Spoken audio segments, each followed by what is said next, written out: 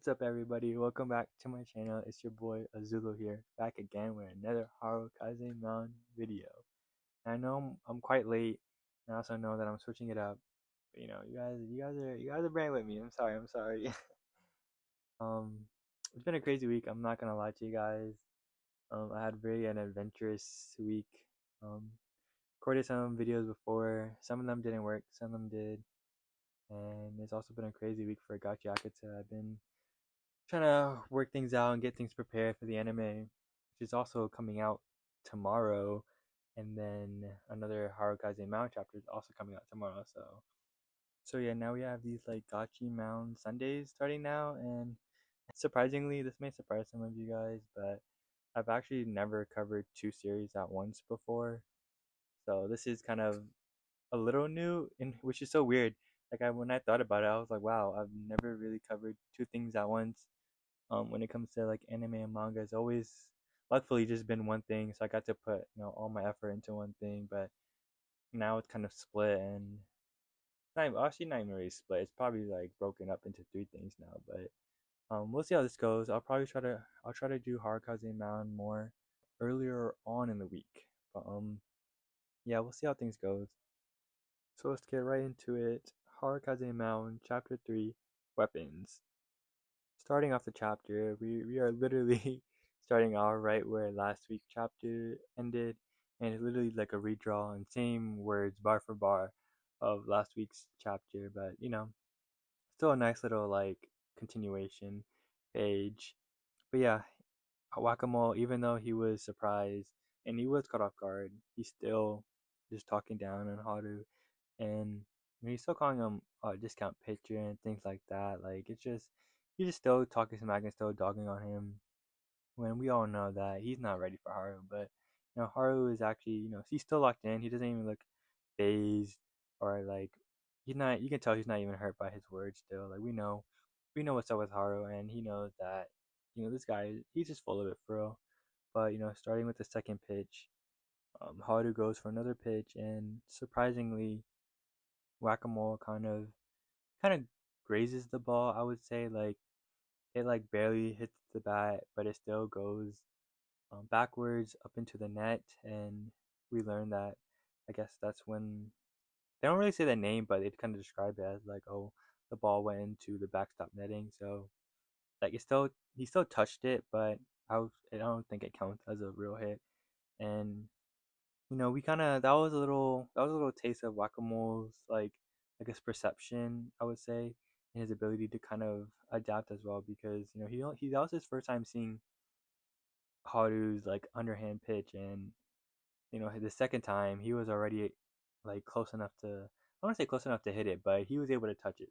So that counts for something, and it's actually kind of cool because we see Ibuki kind of give like the classic capture hand signals, and I don't really know what the hand signal really implies or what it really means, but I used to work with a coworker of mine who was a baseball player, and I remember I remember when I was like just asking him about like so many stupid questions about like baseball, and he was a pitcher, so he did tell me like I honestly remember asking him about those hand signals, and he did tell me what they meant, and I'm pretty sure they're like kind of like just guides of what he should throw and stuff like that. Like each team kind of has their own like specific hand signals and or numbers that goes with the hand signals. So I'm pretty sure it's something like that. But yeah, we see Ibuki give one to Haru, and they kind of like lock in together, and we get like a nice little realization with Haru of, he's just really locking in. He wants to prove himself, so he's gonna prove it right now. And then we transition into a nice little flashback, and we get it's another flashback with Coach Ibuki. Before I get into that, I saw a lot of people online saying that Ibuki might be the coach, or like they want Ibuki to be the coach, and I don't know. I just find it funny, and I think I think it would be kind of funny, but I don't think Ibuki would be the coach. I think I don't know. He's just a great addition to the team, and he has that nice leadership qualities from what I've seen, and I think he is and would be a good coach. But I think he's more of like a friend and a mentor to Haru, and I think that's what more if he needs what he needs than than an actual coach.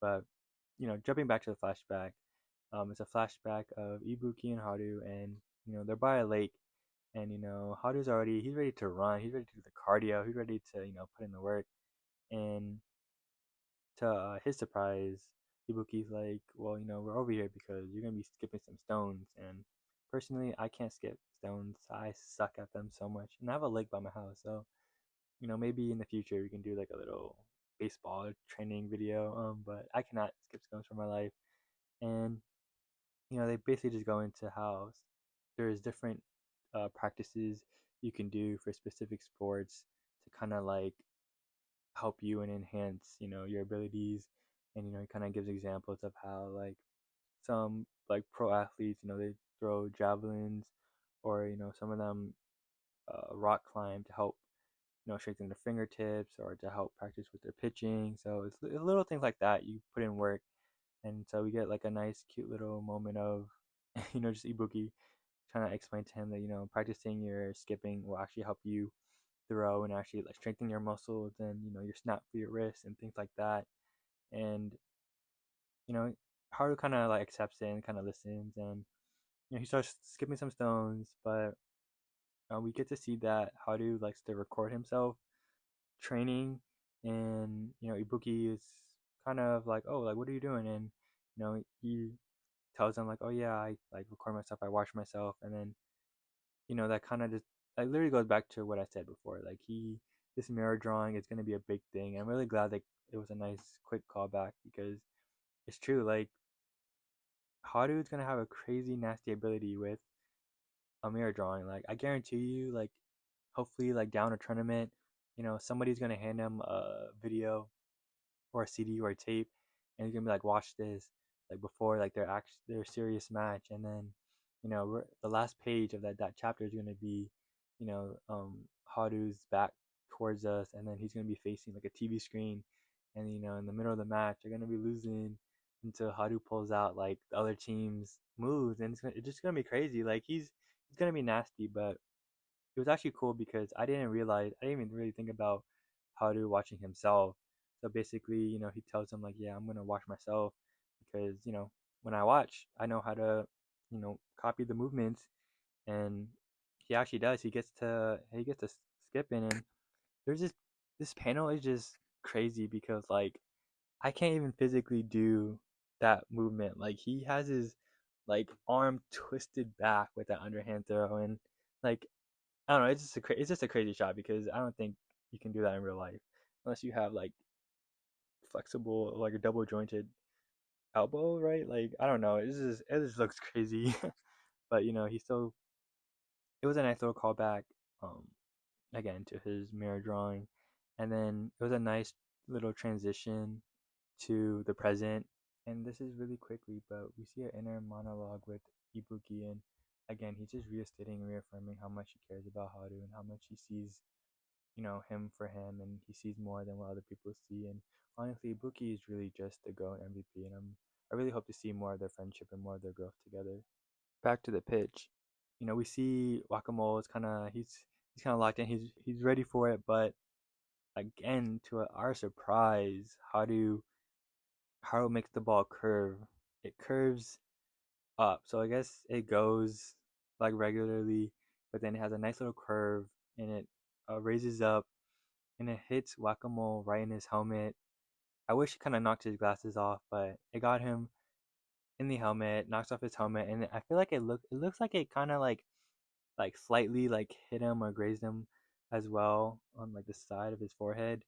Um, but we get this like little panel in the bottom where it's like they're all kind of like shocked and surprised that he kind of like Loki hit him, but it is what it is. And at the end of the day, they kind of admit that it was something called a rising slider, and it's a real life move and a real life pitch, and it's basically just a pitch that with enough gyro and things of that, they really go into it. I'm not really gonna go into all the baseball knowledge that much. I'm gonna say that for like a specific baseball video, but they get into it with the baseball mechanics, and they basically said that he he has more weapons, and the rising slider was one of his weapons. And the team kind of locks in, and it's kind of like, okay, like if he can do that, then he's gonna be a powerhouse in the future. He's gonna be able to, you know, really catch some people off guard. And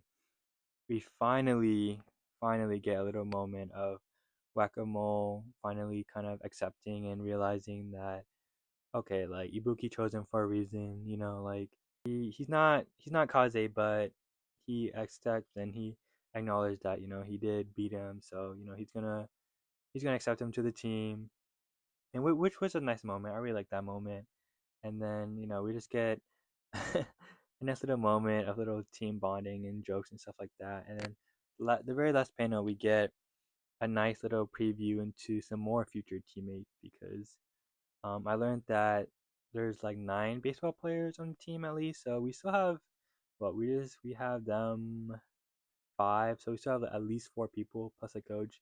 So we still have a lot of people to meet. And by looking at all these people, we have the top, what, 1, 2, 3, 4, that we know. And then if you zoom in, there's this one guy walking. He's probably gonna be a problem. And we have a guy with like a little leaf head, a little sprout head.